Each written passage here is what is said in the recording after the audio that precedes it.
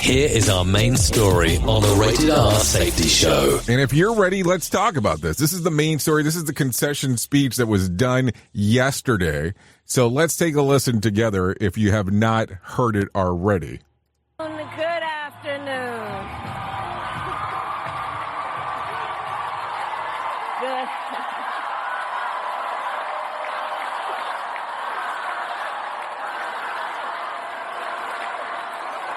Good afternoon, everyone. Good afternoon. Good afternoon. Good afternoon. Thank you all. Thank you, thank you. Thank you, thank you. So let me say, and I love you back. And I love you back. So let me say, my heart is full today. My heart is full today, full of gratitude for the trust you have placed in me, full of love for our country, and full of resolve. The outcome of this election is not what we wanted, not what we fought for, not what we voted for, but hear me when I say, the light of America's promise will always burn bright. As long as we never give up and as long as we keep fighting.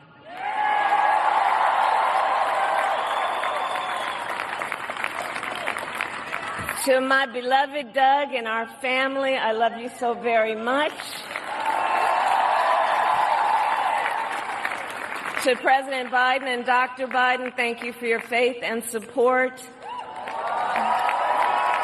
To Governor Walz and the Walz family, I know your service to our nation will continue.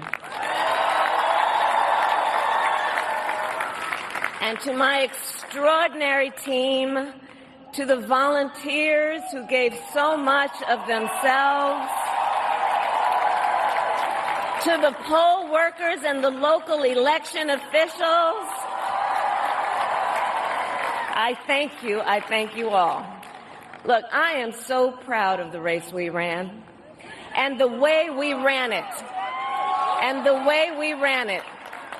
Over the 107 days of this campaign, we have been intentional about building community and building coalitions, bringing people together from every walk of life and background, united by love of country with enthusiasm and joy in our fight for America's future. And we did it with the knowledge that we all have so much more in common than what separates us. Now, I know folks are feeling and experiencing a range of emotions right now. I get it. But we must accept the results of this election. Earlier today, I spoke with President-elect Trump and congratulated him on his victory. I also told him that we will help him and his team with their transition, and that we will engage in a peaceful transfer of power.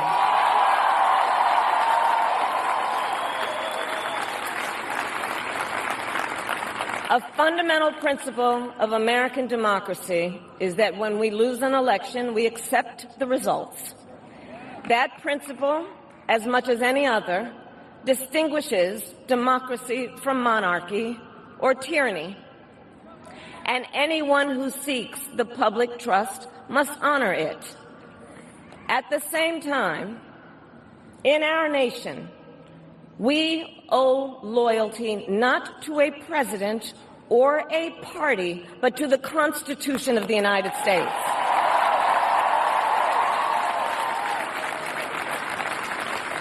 And loyalty to our conscience and to our God. My allegiance to all three is why I am here to say, While I concede this election, I do not concede the fight that fueled this campaign.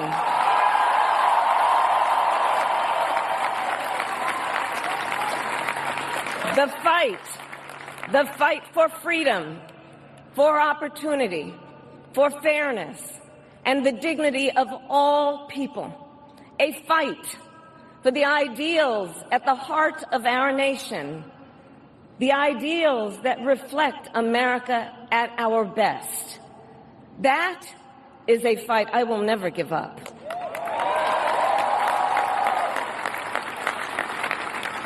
I will never give up the fight for a future where Americans can pursue their dreams, ambitions, and aspirations, where the women of America have the freedom to make decisions about their own body and not have their government telling them what to do.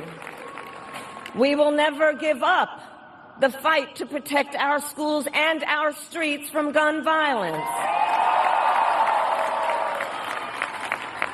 And America, we will never give up the fight for our democracy, for the rule of law, for equal justice, and for the sacred idea that every one of us, no matter who we are or where we start out, has certain fundamental rights and freedoms that must be respected and upheld.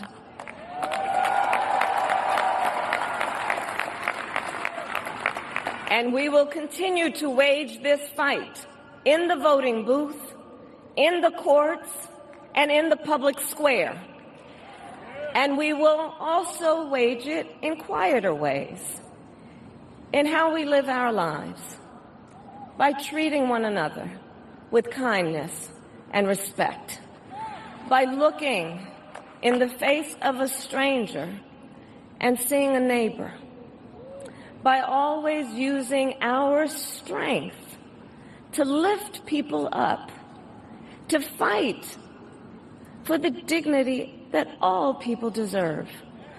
The fight for our freedom will take hard work, but like I always say, we like hard work. Hard work is good work. Hard work can be joyful work.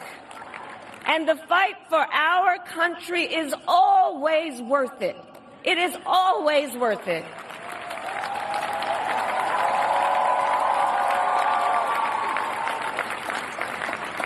To the young people who are watching, it is...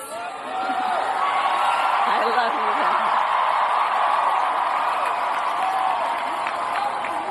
you. To the young people who are watching, it is okay to feel sad and disappointed. But please know it's going to be okay. On the campaign, I would often say, when we fight, we win. But here's the thing. Sometimes the fight takes a while. That doesn't mean we won't win. That doesn't mean we won't win. The important thing is don't ever give up. Don't ever give up. Don't ever stop trying to make the world a better place. You have power. You have power. And don't you ever listen when anyone tells you something is impossible because it has never been done before.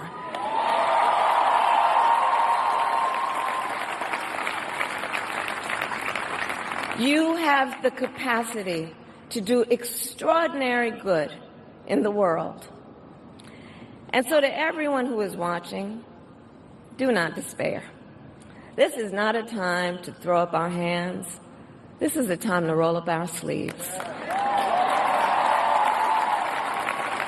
This is a time to organize, to mobilize, and to stay engaged for the sake of freedom and justice and the future that we all know we can build together. Look, many of you know I started out as a prosecutor, and throughout my career I saw people at some of the worst times in their lives. People who had suffered great harm and great pain, and yet found within themselves the strength and the courage and the resolve to take the stand, to take a stand, to fight for justice, to fight for themselves, to fight for others. So let their courage be our inspiration. Let their determination be our charge. And I'll close with this. There's an adage an historian once called a law of history, true of every society across the ages. The adage is, only when it is dark enough can you see the stars. I know many people feel like we are entering a dark time, but for the benefit of us all, I hope that is not the case. But here's the thing, America, if it is, let us fill the sky with the light of a brilliant, brilliant billion of stars. The light of optimism, of faith, of truth, and service.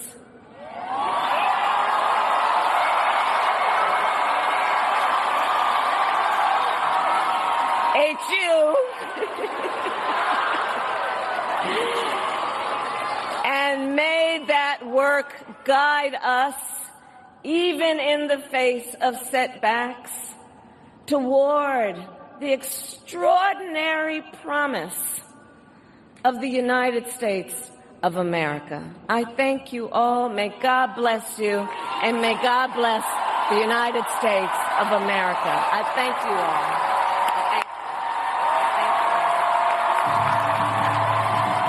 Okay, so that is the concession speech that she gave yesterday at HU, Howard University, just in case, if you're not familiar with what it is. So you kind of heard some stuff that she had to say, and I saw this summation online that somebody wrote, and I wanted to share it with you this morning because I thought it was pretty interesting. It says the following: as we look ahead after this election, I want to share my thoughts about the balance and unity. I support the president and the president-elect, and I'm hopeful about his leadership. But what I believe in is even deeply, But what I believe in even more deeply is the value of our political system and natural rebalancing. When the power shifts between parties, it prevents us from veering too far one direction, whether it be left or right. Both sides have good ideas, and yes, ideas that go too far.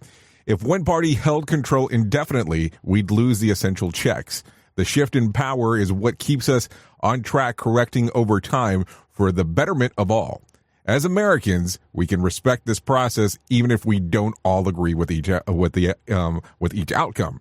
So I think that unity is from both sides. Whether you're happy or disappointed, let's stay focused on what makes us stronger together. In the end, our greatest strength is our commitment to one another and to the future that we're building together. And I think that kind of puts the cherry on top of everything that was just discussed. And I wanted to bring you that speech because I thought it was important to hear from, I don't know what side you're on in regards of this, but I want you to hear the concession speech. We wanted to play some of the other stuff, but, here or there, kind of some mixture of things that is going on. But hopefully we'll get out of this political cycle and stop talking about this shit because you know how it goes around here. I'm not a huge fan of talking about politics during the time that we spend together. So here you go. That's what it is. That's what I wanted you to hear. Something I wanted to share with you just in case if you had not heard about it or heard the concession speech from Kamala Harris. So overall, that's what's going on at the moment. And let's continue going on with some other things. Boy, are we going to have some stuff to think about and talk about here in the very near future. Oops! What did he just say? We at Safety FM don't always agree with the viewpoints of our hosts and guests. Now back to real safety talk on Safety FM. Don't go anywhere. You're listening to the home of real safety talk. You're listening to Safety FM. We'll be right back.